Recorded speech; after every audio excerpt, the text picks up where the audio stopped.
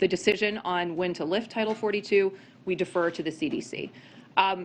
That being said, of course, we are planning for multiple contingencies. Multiple contingencies. Now it's about 9 months later. We're 1 week away from the very moment you just heard the White House allude to. So what's the plan? Well, earlier this year, the administration released a 20-page plan to address the potentially massive increase in border crossings. But now, Homeland Security Secretary Alejandro Mayorkas says the Biden administration is exploring, quote, a whole host of things to prevent a humanitarian crisis. He went on to say, we're mindful of the fact that Title 42 is going to end early next week. We're also mindful of the fact that we have to coordinate with our partners, not just the nonprofit organizations with which we work very closely, not just cities along the border like El Paso, but also our international partners, so we're moving quickly as we can. Look, I'm not sure how much of a plan that is. And the administration is not only under pressure from their friends across the aisle, but now they're even getting warnings from the likes of Democratic California Governor Gavin Newsom, who's not exactly known for calling out the Biden administration.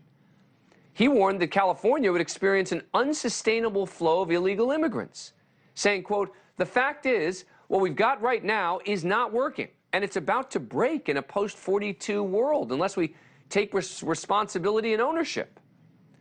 The chief of the U.S. Border Patrol's El Paso sector posted to Twitter, over the weekend, the El Paso sector experienced a major surge in illegal crossings with a 3-day average of 2,460 daily encounters, primarily through the downtown area of El Paso. Close to 2,500 a day just in the El Paso area. And that's before Title 42 expires. The Department of Homeland Security projects those numbers to increase to between 9,000 and 14,000 daily, which will undoubtedly overwhelm the resources currently in place, which can hardly handle the current number. So the Biden administration clearly realized that they still needed the use of Title 42. That's why they punted to the DOJ. A humanitarian crisis is looming at the border. Both Democrats and Republicans recognize it, and I can't imagine that any plan that the administration can pursue at this point will alleviate the problem if Title 42 is ended. But I want to hear from both sides on this, in particular on the administration seeming to talk out of both sides of its mouth. Joining us now is Ken Oliver, Senior Director of Right on Immigration at the Texas Public Policy Foundation. He's a former White House Director of Hispanic Media in the Bush administration. And Roger Salazar, who is president of a Democratic public affairs firm that deals regularly with immigration issues. Thank you both for coming on the show. Appreciate it. All right, so Roger, let me start with you. Do you think I'm being unfair to the Biden administration in saying that they've been clearly talking out of both sides of their mouth on this? No, it's a question of prioritization. You know, this is an administration that on the very first day in office unveiled some immigration reform plans and some legislation, and then as you know, as advocates have been saying, it's been radio silence since. You know, this is clearly something that they have prepared for. Title 42 is something that the administration has been saying that they wanted to get rid of. So they've had 2 years to put plans into place and prepare for this, and they're clearly not prepared.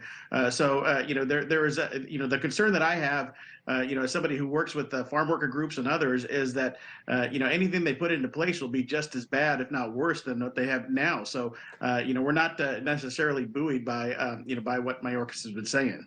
Well, so let me just to clarify, Roger. So from your perspective, you'd be okay with extending Title 42 for now? No, it's not. It's not that. I mean, we want Title 42 to end, but the question, but the problem is that they've had 2 years to put something into place to prepare for it. They don't have anything in place, and that's just disheartening. Yeah, it's more than disheartening, Ken Oliver. Yeah. It is frightening from my perspective. Yeah, the administration has failed day after day for 2 years on this and cannot be trusted. What we're going to see probably, if they're going to do something and actually control the situation, is go back to some of the policies of the past administration and tighten asylum. The administration has been loosening the criteria for asylum, letting people in, granting many more cases of asylum, when it should be doing the exact opposite, because most people really don't qualify. And that's been a magnet, and the catch and release has been a tremendous magnet. So I predict that if the Biden administration is going to deal with this crisis, which is getting worse by the day, and we'll see it explode next week. It will have to go back to some of the previous policies and get tough with Mexico. If Mexico is allowing someone in, they need to allow someone back to their country. They can't expect the United States to accept everyone that they accept first into their country as a refugee. Thank you for watching. Go to newsnationnow.com to find NewsNation on your cable provider. And don't forget to click the red subscribe button below to get more of NewsNation's fact-driven, unbiased coverage.